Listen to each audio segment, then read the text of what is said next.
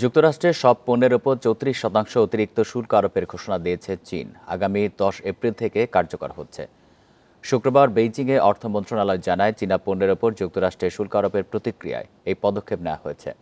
মার্কিন প্রেসিডেন্ট হিসেবে ক্ষমতা গ্রহণের পর জানুয়ারিতে চীনা পণ্য আমদানির ওপর ২০% শুল্ক আরোপ করেন ট্রাম্প।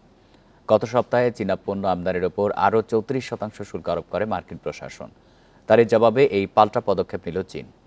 এছাড়া জাতীয় নিরাপত্তা ও স্বার্থে উদ্বেগের জেরে রপ্তানি নিয়ন্ত্রণ তালিকায় ১৬টি মার্কিন সংস্থাকে যুক্ত করেছে চীন।